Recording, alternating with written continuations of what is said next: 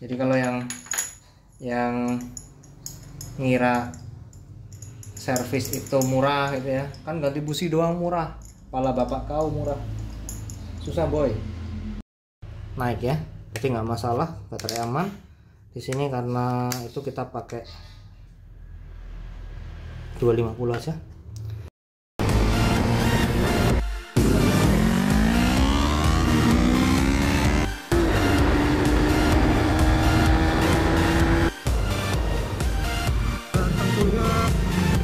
Ini adalah jalan terusan ya, yang arah ke sana itu ke boom. Oke, bismillahirrahmanirrahim. Assalamualaikum warahmatullahi wabarakatuh. Kembali di channel GT Pro Motovlog. Mantap. Saya tak pindah sini. Ya. Oke, ya, pada video kali ini kita kembali lagi bersama ya biasa yang sudah lama sekali tidak pernah terlihat ya di beberapa waktu lalu memang karena ada beberapa pekerjaan offline yang salah satunya menuntut aku waktu itu untuk kemudian fokus. Yang pertama, yang kedua adalah untuk full time. Jadi untuk megang motor itu kemarin memang jujur nggak sempat sehingga ya seperti inilah kondisinya ya. Kondisinya seperti ini ya. Yang pertama masih kurang lebih sama ya. Untuk sektor-sektor yang lain tidak ada yang di-upgrade sama sekali, masih standar pabrik, bawaan pabrik kecuali exhaust ya. Udah tak ganti waktu itu beberapa kali ya. Kalau teman-teman masih ingat dan mengikuti videoku dari awal waktu zaman Covid 2020. Pertama kali tak ganti pakai FU ya, terus ganti lagi sampai dengan ya sekarang pakai tritech-nya lagi, tridente-nya. Nah, untuk kondisi kendaraan ini memang sebenarnya ini udah lama nggak tak pakai ya, kurang lebih sekitar 1-2 mingguan. Karena yang pertama males ya, males bukan berarti kurang bersyukur ya, tapi males kengkol ya. Karena ya tahu sendiri ya, desain dari engkol barnya si GTR ini memang luar biasa tidak ergonomis ya, sangat tidak ergonomis sehingga apa, ketika ngengkol balik ya. Jadi sebenarnya motor standar, kompresi standar, tapi orang yang nggak biasa bisa nyendal ya, bisa nyendal. Dan beberapa kali juga kakiku cedera karena pegasnya si kickstartnya ini balik ya, karena memang desainnya kayak gini tok nih ya, desainnya kayak gini ya, simple tapi nggak dikasih rubber sama sekali ya. Beda sama CB150 itu yang dia ada rubbernya, itu masih mending ya, jadi kena kaki nggak terlalu parah. Kalau ini parah ya, sakit banget. Itu yang membuat aku agak malas sebenarnya pakai ini. Karena ya faktor yang lainnya adalah mungkin seperti yang teman-teman lihat ya di belakangku ini ada beberapa part akinya tekor ini sudah cukup lama, mungkin sekitar 1 tahun ya, tapi masih bisa nyala lah. Untuk nyalain eco masih oke gitu ya nggak apa-apa gitu ya, walaupun sebenarnya nggak disarankan juga ketika aki rusak, aki tekor ya, kalau motor injeksi sebaiknya ganti. Karena apa, semua itu bekerja berdasarkan elektris ya, elektrifikasi atau listrik lah ya. Beda sama motor-motor zaman sebelumnya ya, yang mana kan nek CDI nggak harus ngecek ya, ono full pame kayak gimana mas, bodo amat gitu ya. Kalau injeksi kan enggak, semua harus dicek. Ketika kontak di on ya dia harus ngecek semua ya, kayak komputer lah. Ketika kamu mencet tombol on di komputer itu kan sama aja ketika injeksi itu bekerja ya, ngecek satu-satu dan sebagainya, sehingga ketika ready baru masuk tuh kalau komputer ke Windows-nya atau ke Mac OS-nya ya. Tapi kalau di sini juga role-nya mirip-mirip ya, ketika oke on nggak ada error, dia akan menampilkan di MID-nya ya, multiple information light-nya itu ya kosong ya, nggak ada apa-apa, kecuali memang ada ketipan dan sebagainya ya. Itulah kurang lebih kenapa memang sebenarnya memang nggak rekomen ya yang tak lakuin ini. Tapi karena 1-2 hal ya terkait waktu itu tadi ya teman-teman, mohon maaf memang nggak sempet ya, itu satu. Dan yang kedua memang ya begitulah adanya ya. Nah, untuk video kali ini mungkin aku nanti sekaligus untuk ya ganti beberapa part lah, nanti kita timelapse saja, nggak usah terlalu panjang ya. Jadi kita timelapse terus nanti mungkin ada 1-2 poin yang tak jelasin. Namun yang utama Nanti di sini aku mau nyoba jelasin beberapa hal. Yang pertama terkait impresi ya, penggunaan oli motul ya. Yang hari ini juga aku pakai oli Ito lagi ya. Namun di sini beda, aku pakai oli motul GP Power ya. Ya segitu tak ya. Sebenarnya line up yang sama 11-12 tanda kutip murah ya dari motul yang beberapa waktu lalu aku pakai itu ya, kan waktu itu dari klub pakai ya itu. Oke, mantap ya. Nah ini nggak tahu nih nanti gimana ya, kita coba dulu aja ya, tapi kurang lebih nanti dan lebihnya video ini terkait ini perawatan dan penggantian beberapa part yang ada di motorku ini yang kurang lebih sudah. Oke, jadi ini ya, mungkin kalau kurang jelas ya part-partnya. Yang grip bagi 55 ya. Ini kayak yang tahun kemarin sama. Terus di sini aku pakai apa namanya ini? Jalu dari RM ya. Semoga masuk. Terus selanjutnya di sini filter ini ori Honda. Ya, cuma udah tak buka aja karena udah lama juga, tapi masih bersih. Oke. Terus selanjutnya di sini aku mau pasang radiator cap ya, punya ARM juga. Terus untuk busi kita pakai NGK MR9C9N ya, bawaannya GTR. Lalu untuk aki kita pakai apa ini? GS ya, GS GTZ 6V, bawaannya si GTR juga. Dan yang terakhir di sini aku mau pakai oli motul GP Power ya, nggak tahu apakah berpower benar apa nggak, apa sama ya, tapi di sini ada hologramnya. Kalau motul memang biasanya orinya kayak gini ya. Itu, oke, langsung aja kita lanjut ke proses pembongkaran.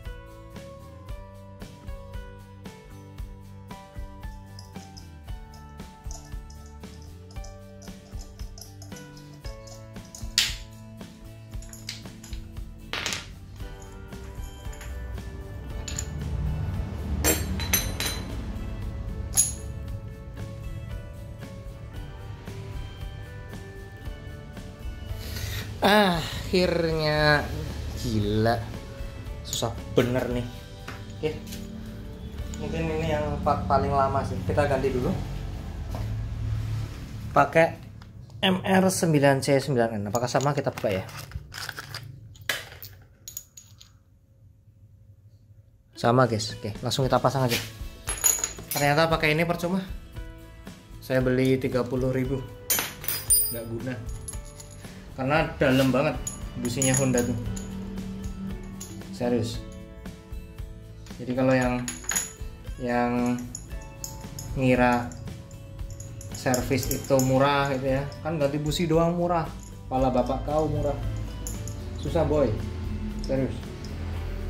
Jadi bener ya bahasanya, menghargai jasa orang itu kadang susahnya di situ, karena kita sering kali ya, namanya manusia lihatnya dari sisi gitu doang, gue juga bisa, padahal ya kalau suruh praktek nggak bisa juga, susah boy, serius.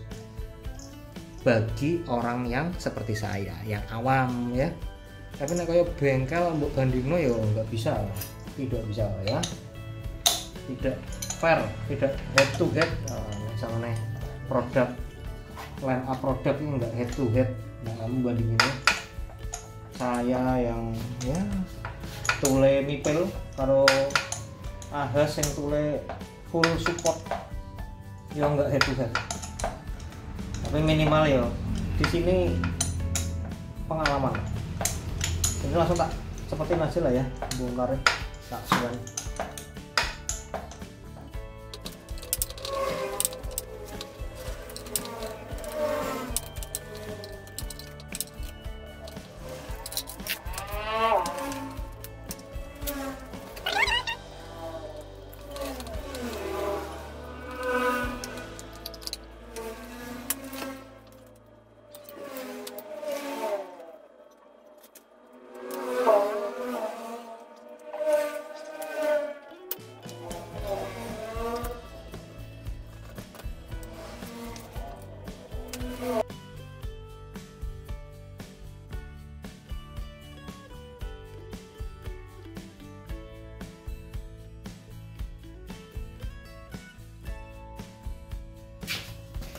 Oke, nah di sini ini adalah aki yang baru, GS serinya sama.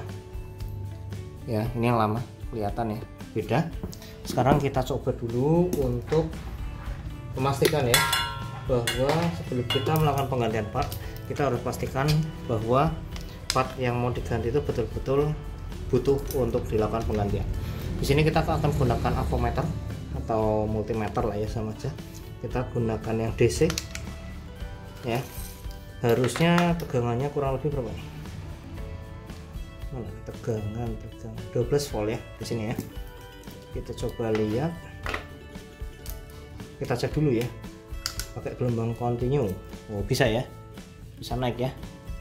Oh, mana, kita pakai continue itu berarti ibaratnya lokal lah ya, lokal host gitu ya, naik ya, jadi nggak masalah, baterai aman. Di sini karena itu kita pakai 250 aja. Kita coba besarin, bisa nggak ya? Oh, bisa. Ini yang aki baru ya, ini yang aki baru. Kita coba di kutub positif yang merah. Oh, kegedean, kebesaran berapa tuh? Kalau ini pasti mentok.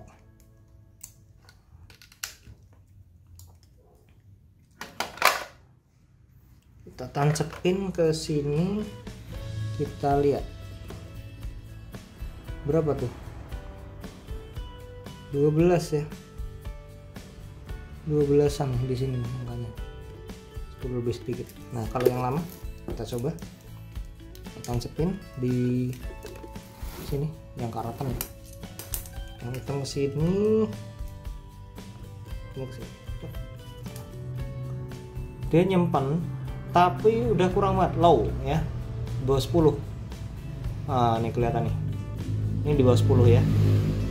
Dan kalau yang baru saya coba tancepin lagi, kalau yang baru dia atas, di bawah 10, di atas 10 tuh, 12 ya. Oke, berarti fix, akhirnya sudah tekor. Oke, langsung aja kita pasang ke sini.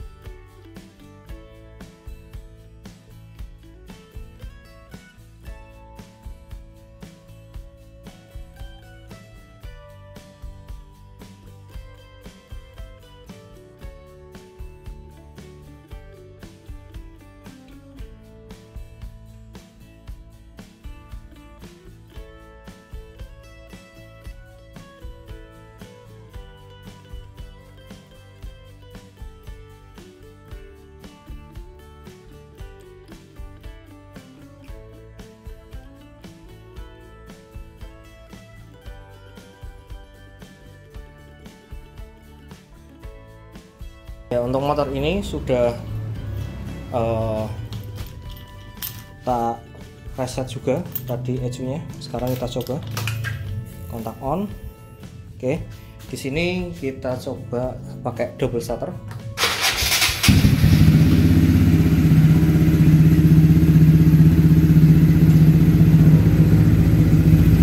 Sekaligus kita reset ya tripnya ya. Oke, kita biarkan dulu untuk beberapa saat biar dia running. Nah, ini teman-teman untuk tampilannya motornya sekarang kurang lebih ya standar lah ya, cuma ya rodok kewes sama ya, rodok kewes sih lah. Ini kurang turun dikit gak apa-apa.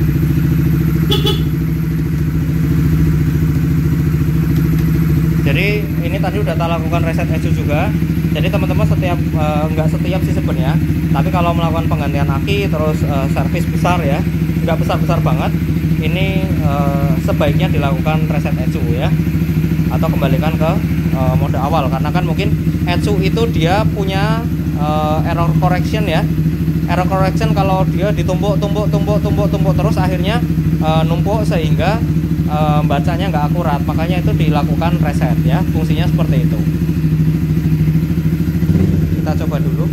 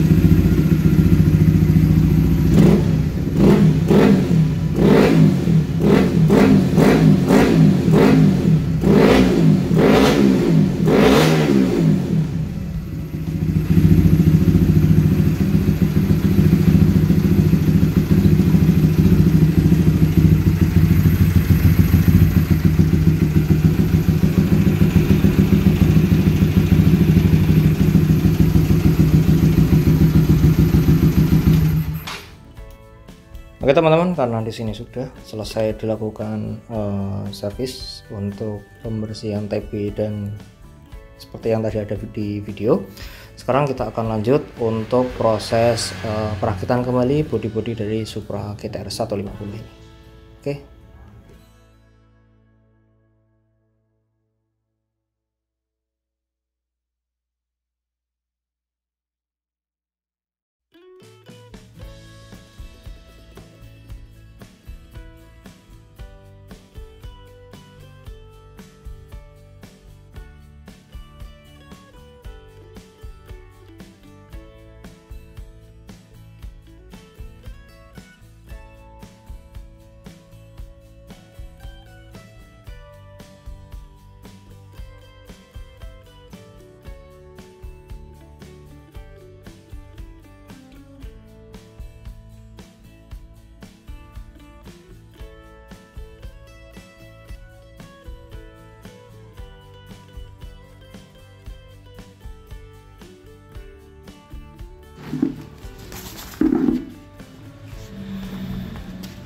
Oke teman-teman, kurang lebih seperti itu untuk video kali ini terkait ya upgrading, maintenance si sumber ini Supra GTR sama beberapa part tadi yang udah kita coba upgrade.